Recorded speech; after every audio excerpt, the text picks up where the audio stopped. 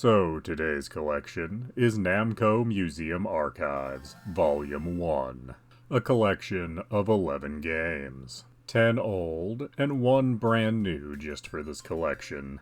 And while these are old NAMCO games primarily, these are not the arcade versions, unfortunately. The 10 old games here are all the NES versions of these games. And that is not to say that these are inherently bad versions. They are just not the versions you would have played in arcades. The games in this collection are numbered 1 to 11, so the order in which we will be discussing these games will be dictated by what number they are in the collection. Starting with number 1, Galaxian. And this is a fairly rudimentary shooter, and one that's usually completely overshadowed by Galaga. It's sort of like Space Invaders, but without the barriers. And every so often, one of the aliens, ships, I'm not really clear, swoop down at you. It's good that Galaga is not in this collection, because if it was, you'd literally never have a reason to play this. Moving on, at number 2, we have Pac-Man. And as mentioned earlier, this is the NES version. You can tell because it doesn't have the same aspect ratio as the arcade. But it's basically the same map, just smushed a bit. And quite honestly, it's not the worst way in the world to play some Pac-Man. As a child, I actually played this version a lot, on my trusty NES Advantage joystick. Sadly, I can't employ that here. This is a fairly good version of Pac-Man, and probably my second most played game in this collection. Up next, we have Xevious. This is another fairly rudimentary shooter, although this time, it actually scrolls. And I've only ever played the NES version of this game. I've never actually encountered an arcade cabinet of this. From my understanding, the aspect ratio would be a little different in the arcade. And I could see where having more of the field that's scrolling up visible to you would be quite an advantage in this game. I think this game might be a prototypical example of what's known as a bullet hell shooter. But here, things are a little less overwhelming, and of course there are no power-ups of any kind. It is worth noting that you do have 2 different weapons in this game, one for the flying enemies, and one for things that are on the ground. And honestly, if it not just being for how this genre evolved in the next few years, this might be more worth coming back to. Taking up the 4th position, we have Mappy. I had never played this game at all before this collection. And truthfully, this wasn't the most intuitive game to pick up. But you are a mouse. You're collecting things while trying not to be attacked by what appear to be cats. Your only offensive move seems to be the sound generated by slamming the doors in the stage. But weirdly, doors only generate noise in one direction. And then you use some kind of trampoline to access the different floors of the stage. But then later, there's trampolines that can only be jumped on so many times. This game isn't bad once you actually figure out what you're meant to do in it. But it seems a little weird to me that you're some kind of policeman mouse, but you seem to be on the run from the cats, which I'm assuming are some kind of criminals. But going from a game I was unfamiliar with to a game that I am very familiar with, Dig Dug. So you dig tunnels, and then you use a air pump to kill dragons and some kind of round, goggled monster. I could not get enough of this game as a child. It didn't matter if it was in the arcade or on the NES. I could play this for hours on end back then, and found myself doing that exact same thing now. Of course, now when I play it, I do have to reflect on how truly horrifying being inflated to death must be, as that has to be one of the more painful ways you could go, really.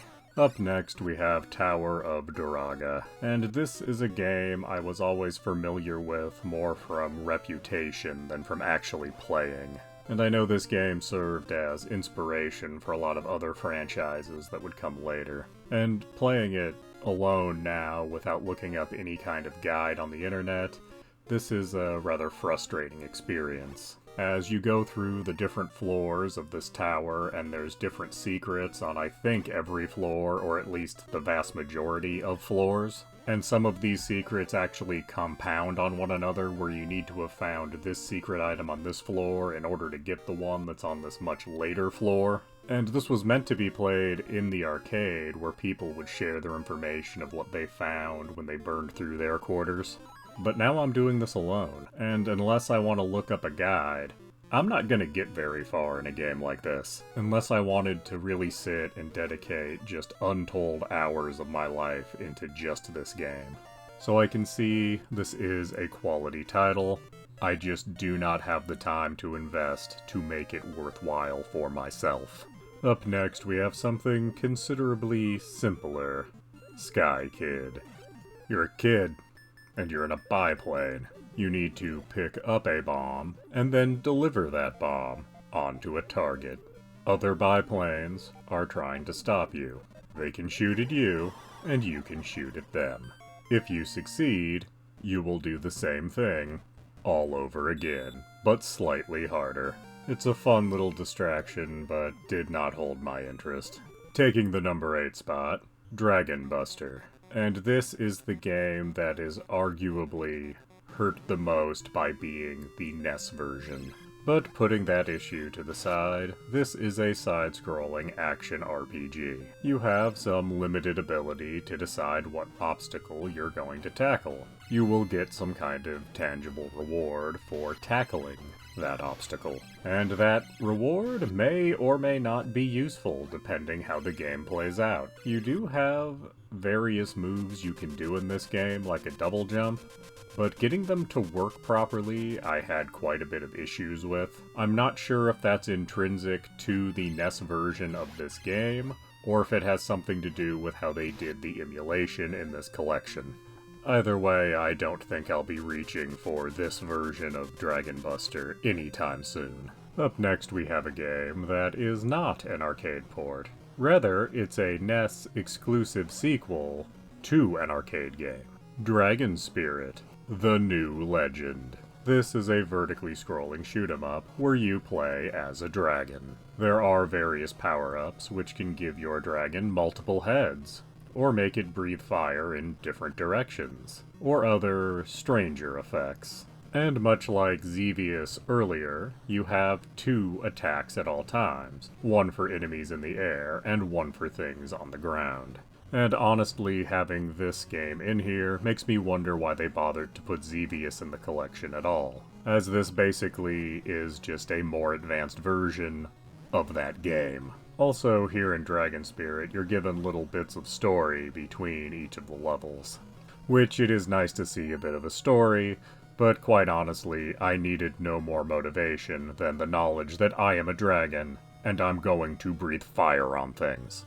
The 10th game in this collection is also not an arcade port. Splatterhouse Wanpaku Graffiti is a spin-off to the Splatterhouse franchise. Originally only released in Japan, you play as a chibi version of Rick, fighting little chibi versions of all the creatures from Splatterhouse. This is just sort of a cutesy, tongue-in-cheek version of a much more gruesome series of games, and has lots of little fun jokes and references in it. But much like the other Splatterhouse games, it does get a little on the repetitive side. The 11th and final game in this collection is an 8-bit version of Pac-Man Championship Edition. And I'm honestly not sure if this game could possibly run on real NES hardware or not.